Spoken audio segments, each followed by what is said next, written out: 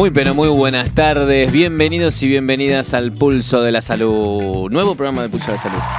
¿Cómo andás? ¿Todo bien? Bien, ¿y vos? Muy bien, contento. Muy bueno nuestro programa, lo vi hace unos días en realidad, quiero decirlo, bueno, nos miré. La verdad que un gran programa tuvimos la semana pasada que, bueno, fuimos repasando varios temas que venimos mencionando desde el inicio de nuestro programa, que tiene que ver con todo el retroceso del gobierno nacional en la mayoría de las políticas de salud. Acá lo ves en el Pulso de la Salud. Además, contamos con nuestras redes sociales, @SoberaniaSalud. Nos pueden seguir en el Instagram de Fundación Soberanía Sanitaria para, como siempre les decimos, ver toda esta información que nosotros la decimos acá rápidamente, en 40 minutitos, en unos informes un poco más largos. Ahí hay algunos informes que escribe acá la compañera también, así que pueden entrar y ver todo nuestro material y ver nuestro programa todos los sábados, por supuesto, 18:30 horas por @EvaJusticiaSocial, nuestro canal acá de YouTube. Te decía, Lau, bueno, tuvimos hablando la semana pasada, bueno, del rechazo al veto, y hemos tenido también una respuesta también esta semana del Senado. Por suerte vienen siendo respuestas del Senado a favor del pueblo argentino y a favor de lo que viene reclamando y demandando el pueblo argentino, que es muy importante, ¿no? Porque el Congreso en su conjunto es una de las máximas representaciones del pueblo. Son los... donde más voces se pueden encontrar. Y sí, son los legisladores electos. Nosotros tenemos... Bueno, ya lo hablábamos un poco la semana pasada. Tenemos un país que es una república con 3 poderes. Hay que respetarlos todos. El presidente, por supuesto, que es muy importante, pero también el Poder Judicial y Legislativo es muy importante. Y en este último tiempo el Poder Legislativo ha estado jugando un rol muy protagónico en esta batalla contra Milei, contra el ajuste de Milei, diría. En la escena política de la Argentina en el día de hoy, ¿tenemos la noticia? Exactamente, la tenemos ahí, dice: nuevo revés para el gobierno. El Senado rechazó los vetos de Milei al financiamiento del Garrahan y las universidades. Las 2 leyes fueron insistidas con 2/3 de los votos y recuperan vigor. La primera obtuvo 59 adhesiones, mientras que la segunda consiguió 58. Expectativa por el movimiento del Ejecutivo, que días atrás dilató el giro de fondos para la también reactivada norma sobre discapacidad. Bueno, esto es lo que decíamos recién. Es el Congreso insistiendo con leyes que ya fueron votadas por sus mayorías, que el gobierno, el Ejecutivo veta y el Congreso insiste para que se pueda cumplir. Y bueno, ahora habrá que esperar. Ahora veremos si sale como hablamos el otro día, también ¿viste? el rechazo al rechazo. Viste que el gobierno se está caracterizando por el rechazo al rechazo, así que bueno, vamos a tener que esperar a la jugada del presidente, pero además, ¿cuál va a ser el rol que va a tomar el Poder Judicial en esta batalla que estamos viviendo entre la importancia y la autonomía de los poderes de la República Argentina? Leyes muy importantes y que se necesitan implementar y hacer que se implementen cuanto antes, en cuanto, bueno, todo el personal esencial que se necesita ahí para la salud. Vamos con algunas efemérides tenemos hoy. Vamos. Tenemos efemérides. ¿Por qué? ¿Cuándo fue? El Día del Corazón tenemos el 29 de septiembre. ¿Por qué se celebra hoy? Y bueno, hoy no. Esto fue el pasado 29 de septiembre, una fecha creada para concientizar acerca de los cuidados y hábitos que mantienen una salud coronaria. El día establece la importancia de cuidar este órgano vital para prevenir así diferentes afecciones, patologías o enfermedades que en los últimos años han presentado un incremento en la población mundial. La fecha fue creada en el año 2000 por la Organización Panamericana de la Salud y su origen se debe a que en ese año se habían registrado más de 2 millones de muertes asociadas a estas patologías coronarias. ¿Qué fue? ¿Un montón? Un montonazo. Esto fue el 29 de septiembre. Y tenemos otra efeméride parecida, pero bueno, de otra parte del cuerpo. ¿Qué pasa? Es el día de la Hoy cuesta. Es el día de la odontología. Porque, sí, la verdad que hubiera estado bien. Porque el día de la odontología se celebra el 3 de octubre, países de Latinoamérica celebran en esa fecha a las profesionales de la salud bucal. El origen de esta efeméride y la importancia de ir al dentista una vez al año.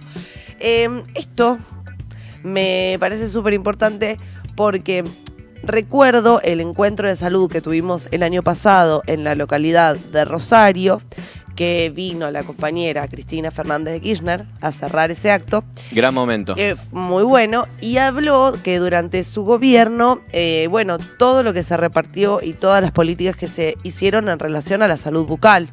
Que sí. Cuando uno piensa en la salud pública y la integralidad de la salud pública, quizás uno lo tiene como última prioridad, si se quiere, porque tenés cuestiones patológicas en relación al corazón, en relación a la sangre, en relación a los pulmones, cáncer, VIH, etcétera, como enfermedades que son mucho más trascendentales en la cuestión de la salud, pero es importante no olvidar lo importante que es la salud bucal, sobre todo para los sectores más populares y sobre todo que un gobierno que quiere integrar esos sectores, se ocupe de las cuestiones de la salud bucal porque son una presentación muy importante en sociedad, los dientes. Sí, también, y también por todas las enfermedades que ocurren también dentro de lo que es la salud bucal.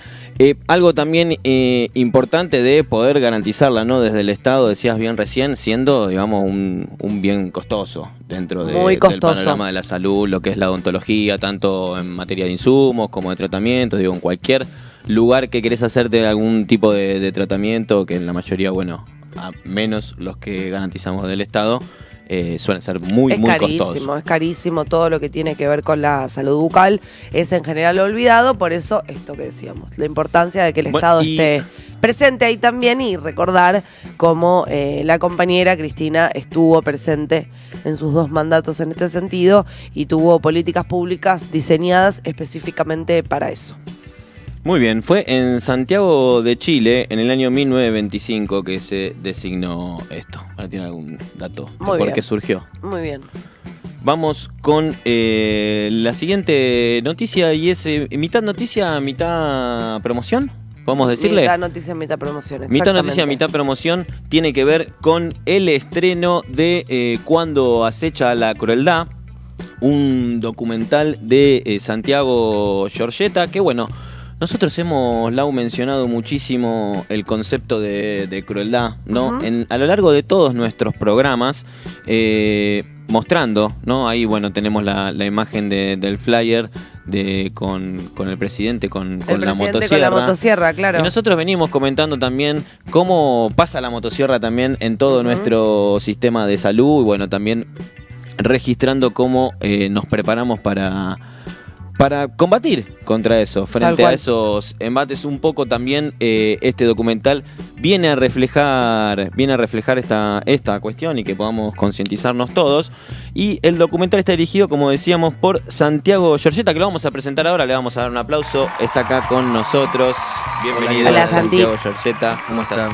Bien, gracias por la invitación. Que además es un compañero y un amigo de la casa, vamos a decirlo. Sí, un habitué. Un habitué, diríamos, un habitué de la casa y además es amigo nuestro, compañero nuestro. Primera vez en nuestro programa, un momento... Primera vez, sí. Sí, único en el que, estoy entrevistando a un amigo, ¿no? A un amigo, porque podemos decirlo así, sí. Un amigo directo. Tal cual. Así que, Gracias por la invitación. No, por favor.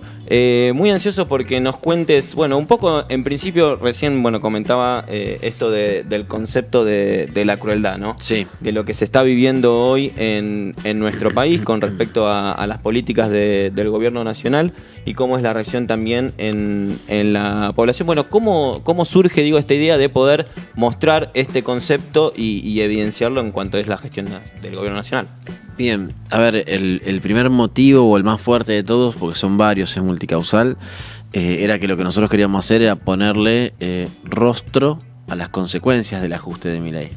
O sea, había que generar una empatía que no estábamos viendo que se estaba generando entre si querés, creo que de forma colectiva, entre la dirigencia política, entre parte de la sociedad, en tratar de mostrarle que lo que yo veía, que atravesaba a la gran mayoría de las personas con las cuales nos vinculábamos, los problemas eran los mismos, pero cada uno lo entendía como un problema individual, un problema de un fracaso personal, producto claramente de la política económica del gobierno de Javier Milei.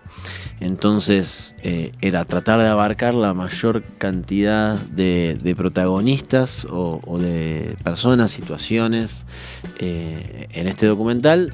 No llegamos a todos los que queríamos, es más, hoy venía pensando eso, nos da mucha alegría o reconfort los 4 capítulos que logramos hacer, porque fue... ¿Es docuserie, es película, es documental, es serie? Es serie documental. Serie documental. O docuserie, como. O docuserie, no, porque en el estreno que hubo en simultáneo, bueno, también de paso que nos puedas contar un poco cómo fue esa experiencia. El estreno que hubo en simultáneo, en más de 200 lugares, digo, se proyectó directo, como una peli. Sí, como si fuera una peli de 4 capítulos, o sea, con un separador. Está buena esa dinámica, pero bueno, también nos parecía interesante marcarlo como capítulos, para que también cada uno elija qué capítulo ver después on demand en su casa. Si quieres una cuestión de son 4 capítulos, hago un repaso muy breve. El primer capítulo es sobre Patri, una jubilada que cobra la mínima, que paga moratoria, que tiene la suerte de tener su casa, pero bueno, tiene sus hijos, sus nietos, y lo que le cuesta a ella llegar a fin de mes, que es el drama de la mayoría de los jubilados, aunque el presidente diga que es el sector con menos pobres del país. Ahí vemos la plaquita, pues el 1 está disponible en YouTube, lo pueden encontrar en nuestra, ahí en @cuandosechala la página de YouTube. También lo pueden encontrar en Futurock. Futurock se sumó a la difusión de forma muy desinteresada, en el sentido de, les gustó el proyecto, dijo: vengan, tienen a disposición la radio, la red cultural, que es donde hicimos el estreno federal, más de 200 espacios en las 24 provincias del país, superando ampliamente las expectativas. Y los 3 capítulos que faltan, el número 2 es un capítulo de una fábrica, Scalter, una fábrica que está en Moreno, que vamos a ver al empresario pyme, como la fábrica tiene 75 años, en su peor momento de historia, y conocemos la historia de Argentina, ¿no? Pasó por malas. La historia de los trabajadores. El tercer capítulo es una docente y una estudiante de la UNPAS, de la Universidad Nacional de José Paz, de la Facultad de la Carrera de Medicina. Y el cuarto capítulo es sobre un residente, Elian, un residente del Hospital Posadas, un médico residente del Hospital Posadas, que te cuenta cómo pasa la motosierra. Puede ser lo interesante, ¿no? Hablamos siempre de motosierra, yo que hago opinión pública, habla siempre de números, de PDFs, de informes, y yo estaba convencido que lo que había que hacer era ponerle a eso mucha carga emocional, sensibilidad, y decir: está pasando esto, hay que dejarse de hacérselo boludo, porque también pasa mucho. Y lo que más me había parecido bueno de esto de hacer fue como un preestreno, porque todavía no están el resto de los capítulos para todos y todas, así de juntarse en los espacios a charlarlo, a debatirlo, era esto, tratar de romper esa dinámica de la individualización de los problemas. Ahí está, arranca. Bruno está rapidísimo. ¿Arranca o no arranca? Para enfrentarlo de forma colectiva. Tal cual. Porque es una serie que otro de los eslogans que tenemos es: la realidad de terror. No hace falta ficcionarla. O sea que lo que te motiva a hacer la serie documental película, vamos a decirle, es como poner en carne propia de alguna manera lo que estamos sintiendo todos. Un poco lo que se cuenta de esto que vos decís, como números. Y recién hablabas de los jubilados y decías: Milei dice que los jubilados tienen el menor porcentaje de pobreza, lo cual es cierto. Eso fue toda la historia argentina, así, no es que salvo de ahora. También es cierto que la pobreza en los jubilados aumentó muchísimo en relación a años anteriores, lo cual era algo bastante extraño, no es algo que suele suceder. La pobreza se suele concentrar en las infancias y entonces tenés peores o mejores momentos en la Argentina, pero es difícil revertir la pobreza en la niñez. Ahora, los jubilados tenían una pobreza casi friccional y este tipo se está encargando de aumentarla. Es que, claro, vos pensás que entre el 60 y el 70%, bueno, lo vas a dar mejor que yo, del 60-70% de los jubilados, de los y las jubilados, cobran la mínima. Claro. Que son con el bono 380.000, creo que ahora no, creo que quedó ahí, 380 o 380, 420. Patri paga moratoria. Digo, Patri, la jubilada. Que da su testimonio en el documental y el drama es la comida y el drama son los remedios. Tal cual. Digo, que cuestiones que antes no pasaban, no tenían que preocuparse por otras cosas. Digo, ella te hacía la cuenta de había unos remedios que el PAMI antes le cubría el 100 y ahora le cubre al 70, al 50, al 40 y son 70.000 pesos. Claro. Entonces decía, bueno, hacé la cuenta, yo cobro 380, pago de moratoria creo que entre 70 y 80.000 pesos. Claro. Tengo que pagar, o sea, pago 70.000 pesos los remedios, hacé la cuenta de lo que me queda para vivir. Para comer. Digo, es imposible. Y esto lo hablábamos la semana pasada cuando vino Mariano, porque él fue uno de los compañeros dirigentes que impulsa la medida de que la justicia haga que PAMI le vuelva a entregar los medicamentos gratis a los jubilados que cobran la mínima, que como bien vos decís son la mayoría de los jubilados, y todavía están en esa disputa porque la justicia ya le dio el visto bueno a esta cuestión y ya pasó en otras provincias, creo que decía Mendoza y no me acuerdo cuál otra más, y PAMI no está acatando la ley básicamente o lo que indica la... Están poniendo excusas en principio o haciéndolo muy paulatinamente. Tal cual. Pero bueno, esa fue una de las cuestiones. Digo, nosotros laburábamos mucho los grupos focales, teníamos una realidad que era muy difícil de contar hacia la dirigencia política o sobre todo también la dirigencia y los medios de comunicación. Digo, yo me la paso hablando en los medios de comunicación, de números. No es lo mismo, digo, un gráfico de torta, un gráfico de barra, que personificar y que te cuenten, digamos, directamente ese testimonio, sí, ¿no? Un número tan duro. A los periodistas en un punto les gustan mucho los grupos focales porque es lo que no abunda en términos de opinión pública, y cuando yo decía, mirá, la gente está muy mal, se quiebran los grupos focales y se quiebra porque no le alcanza la plata para llegar a fin de mes, para comer, porque por cuestiones también que son mínimas, pero a nosotros nos pareció que había que mostrarlo, que son las cuestiones que son más emocionales, donde yo me acuerdo una jubilada en un grupo focal se quiebra, se pone a llorar porque no le podía pagar la vuelta a la carecita de los nietos. Que Patri después lo trae sola. Digo, las historias son reales. Digo, son entrevistas documentales. Y Patri lo trae sola. Ella lo que dice es, no es que no le puede pagar, es ella tiene 3 nietos, si voy con los 3 le pago a uno, al otro no le puedo pagar, o si le pago la vuelta a la calecita no tiene para la merienda, después no tiene para la merienda. Digo, todas esas cuestiones que a veces parecen mínimas, porque la vuelta a la calecita están 1.500 pesos.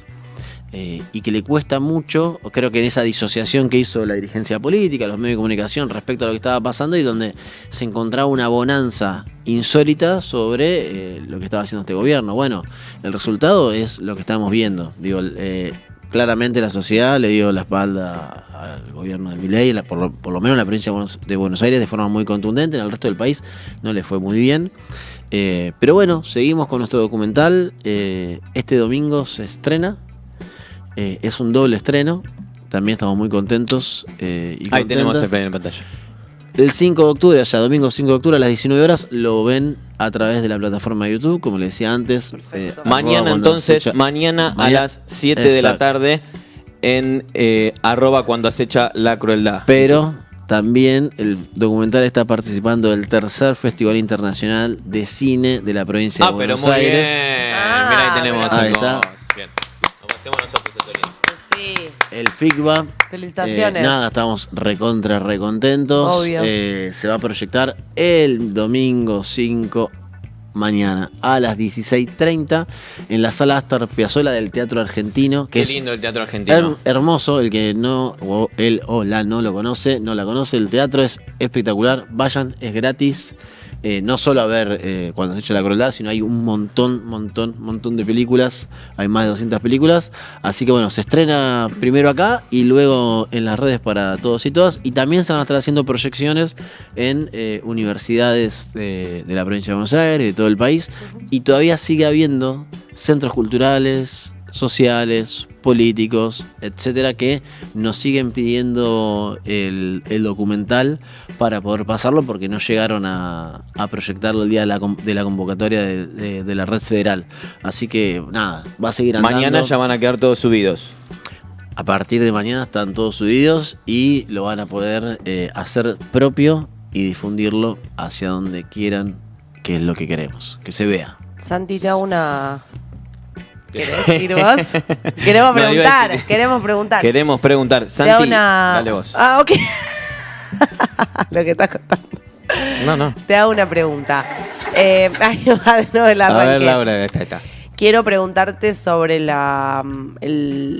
parecido, que es claramente a propósito, y qué motiva ponerle ese nombre a la serie. Hay una película bastante famosa argentina que se llama Cuando acecha la maldad. Vos haces como una analogía con ese nombre y le pones Cuando acecha la crueldad. ¿De dónde se motiva esa relación? ¿Por qué con esa película? ¿Por qué es argentina? ¿Por la trama? Digo, que hay ¿Qué te llama la atención ahí para ponerle a tu documental? Sí, es si querés un mix de todo lo que decís, Lau. Primero, la película, a quien no la haya visto, se la recomiendo que la vean. Es excelente. Más allá del género.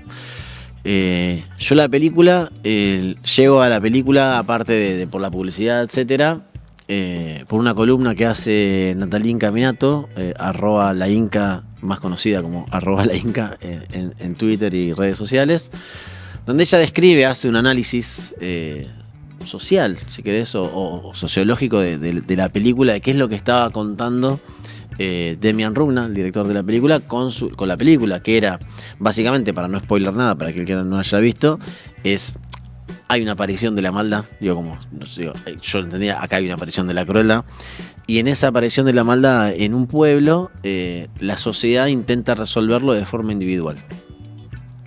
Y cada uno está bien marcado los estratos sociales, está bien marcado el Estado, está bien marcado todo el funcionamiento de la sociedad, y cómo fracasan en tratar de resolver de forma individual algo que es un problema colectivo. Eso es lo primero. Además, eso lo hizo antes de que gane Javier Milei.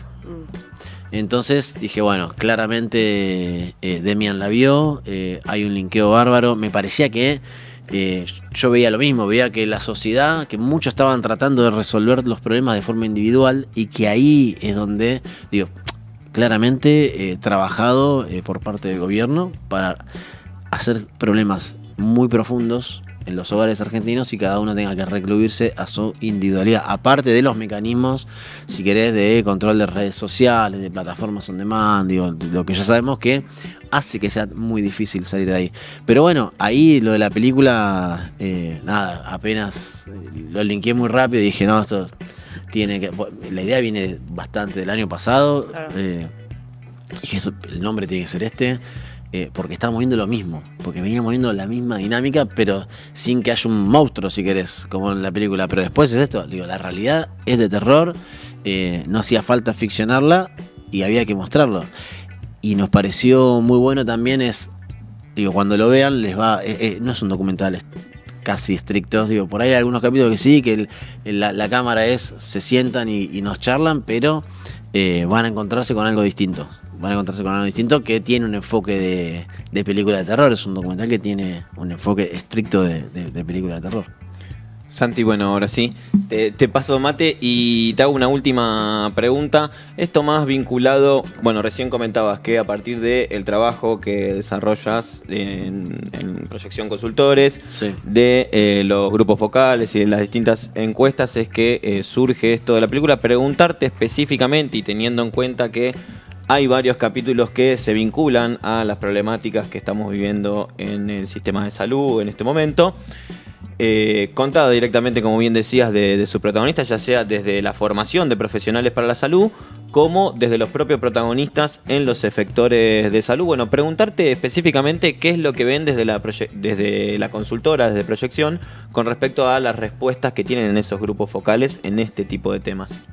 No, a ver, a mí siempre me decían, con el tema de los jubilados y las jubiladas, ¿cómo puede ser que la sociedad acepte lo que le pasa a los jubilados? Y yo decía, no lo aceptan. Le digo, hay que saber escuchar. Hay una particularidad respecto a los temas de salud. Si querés vamos a poner el ejemplo Posadas, Garrahan, los recortes estrictos en el área de salud y en discapacidad, donde el rechazo a eso es unánime.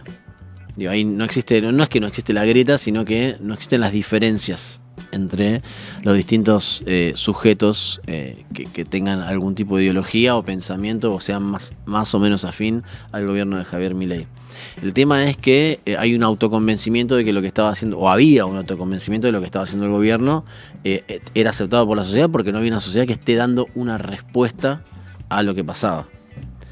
Entonces, el nivel de importancia para eso es gigante. Y mirá, y de paso algo más, que el tema de la crueldad, que yo lo planteé antes de que sea tendencia, que a mí lo que me llamaba más la atención, digo, ¿y por qué le pusimos crueldad?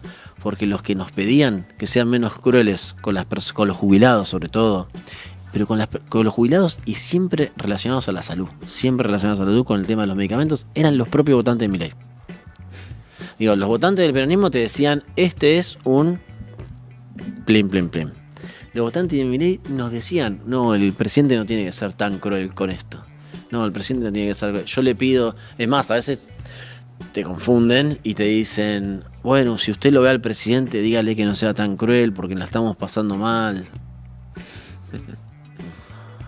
Bueno, hay que decirlo como lo decíamos la semana pasada, en las urnas, en la próxima elección que tenemos para terminar con esta motosierra. Muchísimas gracias, Santi, por tu visita. Excelente. La verdad que excelente, nos dan muchas ganas de ver el documental, así que recuerden todos que el domingo 5 de octubre ya va a estar disponible para verlo. Y bueno, nada, muchísimas gracias por haber venido, porque a los dos. Esclareció mucho hacia dónde iba. Gracias. Bueno, seguimos con nuestro programa. Qué gran momento. Yo vi el primer capítulo en el preestreno y también fui a esto de que comentaba Santi, que también resaltaba y destacaba la importancia de juntarse, ¿no? En principio de juntarse, poder conversar, eso que tanto nos gusta también a la militancia, ¿no? Poder discutir, debatir sobre el momento que estamos pasando y que ocurrió en un montón de lugares. Así que nada, me parece fundamental el documental también para poder usarlo como una herramienta de militancia, también de formación, inclusive con compañeros y compañeras. ¿Vamos a nuestro próximo y último segmento? Me parece que sí. Tenemos el segmento hoy, nuestro segmento mensual. Tenemos segmento hoy mensual, claro, de salud latinoamericana con nuestro amigo, el compañero, el ruso, Adrián Dubinsky. ¿Cómo les va? Bienvenido, ¿Cómo ruso. andan? Este ya es un amigo de la casa. Me trabé porque ya estaba para decir el ruso. Ya no hay que ni presentarlo, ya se presenta solo. ¿Cómo andan? Claro. ¿Todo bien? La próxima hay que decir, hoy está el ruso. Vos sabés que en mi barrio ocurre que mucha gente dice, no, porque estuve con Adrián Dubinsky, y algunos dicen, ¿con quién? Adrián Dubinsky no lo ubico. Es ruso. Ah, ruso, sí, es ruso. Sí, o sea, no saben está. mi nombre, pero me conocen hace 15, 20 años por ahí. Bueno, ¿cómo andan? Muy bien, ya no, como decíamos, no vamos a aclarar que Adrián Dubinsky, nuestro historiador, que se encarga también y miembro del Foro Latinoamericano por el Derecho a la Salud, que se encarga de nuestro segmento de salud latinoamericana. ¿Qué nos trajiste hoy, Adri? Bueno, hoy vamos a hablar un poquito de lo que está sucediendo en Ecuador. Vamos a hacer un paneo general por la región, pero también no olvidemos que también estuvo la Asamblea de las Naciones Unidas y ahí también han pasado cosas. Entonces, muy rápidamente vamos a tratar de linkear todo. Concretamente, primero agradezco que haya estado Santiago antes que yo, porque da pie para pensar este guión de la crueldad que se escribe en un mismo lugar. O sea, la crueldad que está ocurriendo acá también está ocurriendo en Ecuador. O ¿sí? En Ecuador, les aviso, para los que no conocen, les cuento, arrancó un paro hace 12 días, un paro activo, con corte de rutas, un paro que lo llama la CONAIE. La CONAIE es la Confederación de Nacionalidades Indígenas del Ecuador, y arranca en principio llamando a paro porque eliminaron el subsidio al transporte, el subsidio a la nafta y al diésel. Un país que aparte es productor petrolero, ¿está bien? Y eso hace que se encarezca un montón la vida de las comunidades, con lo cual llamaron un paro activo.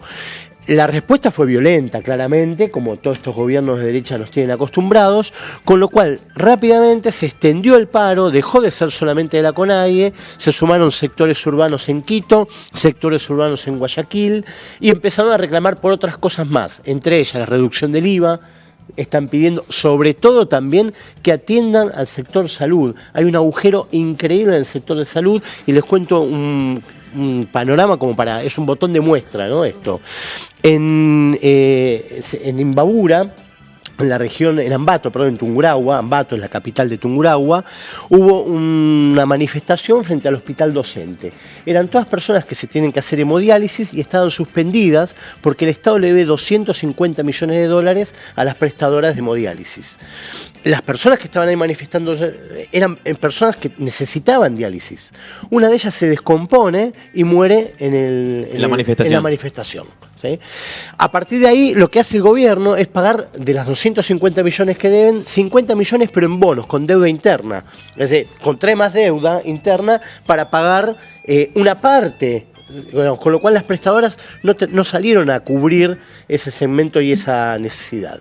A partir de ahora están 5 estados, 5 provincias, ya son provincias igual que acá, están cortadas las comunicaciones. O sea, y cada vez avanza más la crueldad. Ahí dialogamos con este guión que está para toda Latinoamérica, y es un guión que se está pergeñando en los mismos centros de Tintán, en Estados Unidos, en Europa, y están bajando directamente a todo el territorio donde quieren imponer las derechas una crueldad absoluta a la hora de hacer políticas públicas. ¿Cuál es la respuesta de los pueblos originarios? Los pueblos originarios tienen una mirada que tiene que ver con el buen vivir. El buen vivir, o el Sumás Causay, que en Ecuador principalmente ha sido muy fuerte. Les cuento un dato. Entre 2003 y 2015, la Cancillería de Ecuador tenía una escuela que se llama Escuela del Buen Vivir, que traía, digamos, compañeros militantes de toda América Latina y de España, de toda Hispanoamérica, a hacer un mes en el curso de la Cancillería. Era un mes donde se hablaba y se pensaba el buen vivir. ¿Qué es el buen vivir? Bueno, el buen vivir es todo lo contrario de lo que propone el capitalismo. Y es una mirada que, si bien tiene su origen en los pueblos originarios, en los pueblos de Abya Yala, la palabra Sumás Causay es de raíz quichua, pero tenés el tecoporá en el mundo guaraní, en el mundo maya también tenés una cosmovisión que tiene que ver con el buen vivir, y por supuesto son pueblos que en su momento no conocían el capitalismo, y lo que están pensando es integralidad, complementariedad, una mirada de la salud sobre todo que no tiene que ver con mercantilización, sino con la idea de que la salud es un derecho, y es complementario con la salud también de la madre tierra. O sea, ahí ambiente y salud van de la mano. Adri, sí. Hablabas, te doy un mate. Dale. Sí, respira un poco. Gracias. Yo lo dejamos. Voy veloz, ¿viste? Porque sé que el tiempo es tirano en la televisión. Sí, pero bueno, te doy un mate si nos dejas meter una preguntita. Dale. Con respecto, recién mencionabas al principio que la situación en Ecuador con respecto a la salud estaban haciendo un gran agujero con respecto a la salud. ¿Cuáles son específicamente, digamos, estos retrocesos que hubieron y en qué líneas, digamos, en qué líneas de trabajo? Cuando se modifica la Constitución de Ecuador en el gobierno de Correa, la salud pasa a ser un derecho universal y integral con otro tipo de derechos, ¿no? Derecho a la buena vida, al buen vivir, ¿no? Al derecho al consumo, derecho al goce, derecho a la diversión. Cuando vos cercenás las posibilidades económicas de un pueblo, como se cercenó en Ecuador a partir de la tradición de Lenin Moreno, y que además dejaron afuera un montón de personas que hoy por hoy están exiliadas. Rafael Correa está exiliado, Ricardo Patiño está exiliado, Gabriela Rivadeneira, que era la presidenta de la Asamblea, están exiliados en México. Digamos, a partir de ahí cercenás la posibilidad de elegir. Los recortes tienen que ver principalmente con presupuesto. O sea, en Ecuador vos tenés un sistema de salud que es doble, tenés el sistema público y el sistema privado. El sistema público lo atiende el INSS, ¿sí? Que es instituto, digamos, el Ministerio de Salud Pública, pero aparte tiene también un instituto de bienestar que lo aplica, ¿sí? Los recortes fueron abismales. Entonces, de pronto tenés falta de insumos en los hospitales, tenés los mismos problemas que tenés acá con Milei. Digamos, falta de recursos para pagar a los proveedores, falta de recursos para pagar a los médicos, falta de recursos para pagar a los enfermeros. Entonces, el sistema se empezó a resentir desde, primero, el presupuesto y después del vaciamiento absoluto del sistema público de salud. Está vaciado. Al punto de que te digo esto, la gente que se tenía que hacer diálisis muere en una manifestación pidiendo que los atiendan y el Estado no paga lo que tiene que pagar, que en términos estatales, un país petrolero, 250 millones, tampoco es algo impagable, digamos, para salvar las papas del fuego. O sea, eligen poner la guita en otro lado y además, te digo algo más. El nivel de violencia que está viviendo Ecuador es inusitado. Un país que era un país hace 15 años nomás, absolutamente tranquilo, con niveles muy, muy bajos de inseguridad, ha aumentado muchísimo la inseguridad, ligado también al ingreso del narcotráfico de una manera muy, muy fuerte en el país. Y después, no nos olvidemos que el presidente de Ecuador, Noboa, es un empresario que viene del mundo bananero, o sea, no lo digo despectivamente esto de bananero, sino que es un empresario de la banana, totalmente, hijo y recontrahijo de una legión de empresarios bananeros y que hoy por hoy tiene una mirada del Estado donde el Estado no tiene por qué existir en lo posible. O sea, el mismo guión que tiene Milei acá o que te escribe Trump en Estados Unidos, en cuanto a salud y en cuanto al resto de las políticas públicas, es el mismo. Es muy loco cómo medio que termina pasando en todos los países lo mismo, que estos modelos de tal nivel de ajuste solamente cierran con muchísima violencia porque en algún momento la población se organiza y reclama frente a eso. Otra cosa que me llama la atención y me parece interesante lo que decís es cómo hay algo que termina encendiendo la mecha y atrás de eso caen todos los reclamos. En el caso de Argentina me parece que tuvo que ver con las personas con discapacidad, pero ahí se sumaron los reclamos para los jubilados, para las universidades, para los hospitales, como que entró todo atrás en cola de esos reclamos. Y por lo que vos decís en Ecuador, digo, esta cuestión de la energía y cómo eso aumenta el costo de vida en todos los sectores, bueno, cómo atrás vienen los reclamos en relación a la salud, a la educación, al IVA, al consumo, a todo. Exacto, mira, yo creo que Ernesto Laclau ha sido no muy bien leído muchas veces, ¿no? Y él habla de horizonte de demandas. No leído, te diría. O no leído directamente. Sí. No leído. No conocido. La parte por ahí más representativa de lo que trascendió el pensamiento de Laclau tiene que ver con el opositor, la necesidad de construir un otro para disputarle el sentido de las cosas, ¿no? Y no es solamente, él habla de horizonte de demandas, ¿no? Es cuando hay una demanda, después se suma otra, y de golpe ese horizonte de demandas interpela al grueso de la sociedad. Eso es lo único que puede permitir lo que está sucediendo en Ecuador, que aparte de este muerto que hubo, digamos, enfermo, que muere en una manifestación, también hubo un asesinado, un comunero indígena, por bala, por arma de fuego. ¿Está bien? O sea, están usando un arma de fuego letal. Entonces empezó a cuajar que todos los sectores, al igual que acá, se ven damnificados. Se ven damnificados los jubilados, se ven damnificados los estudiantes, se ven damnificados los trabajadores. Hay un reclamo muy fuerte también por, digamos, los pueblos originarios de allá también tienen una mirada contra el extractivismo muy fuerte, porque gran parte de la población es campesina. Digamos, al ser campesina, digamos, cuando avanza el neoliberalismo, el extractivismo y avanzan sobre, digamos, sobre los recursos naturales, avanzan sobre la vida del campesino. Adri, sí. Mil gracias. No, por favor. El muchas tiempo gracias. Es tirano en este programa, pero tenemos una recomendación del libro y también una enseñanza, se dice, no.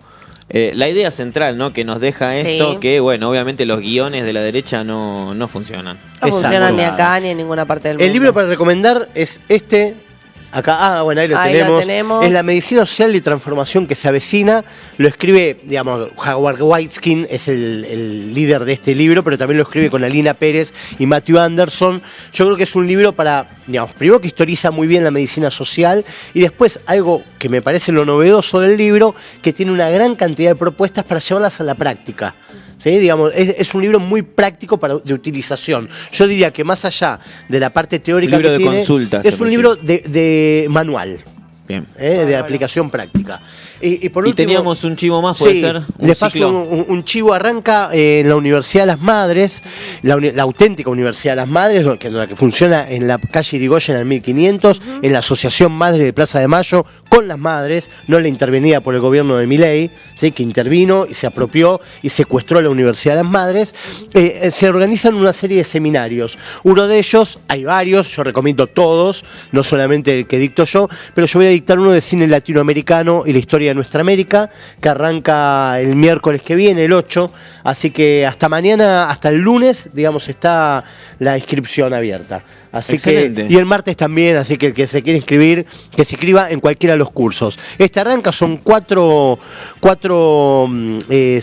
semanas donde vamos a tener películas y cine. Vamos a hablar de la historia de cada país de América Latina, México, Perú, en primer lugar, Colombia y Cuba, a través de la mirada del cine. Qué interesante, buenísimo. Muchísimas gracias, por Adri. la invitación y la recomendación. Nos vemos el próximo mes para mantener también esta columna. Hoy nos fuimos con lo de Ecuador. El mes pasado hablamos sobre México. Interesantísimo siempre los que nos cuenta Adri. Tenemos una última invitación. Exactamente. Lau. Y esto para es ya despedirnos. Sí, una invitación a la joda, a una fiesta. Y porque hay que divertirse un poco también. También no hay que divertirse. todo puede ser crueldad.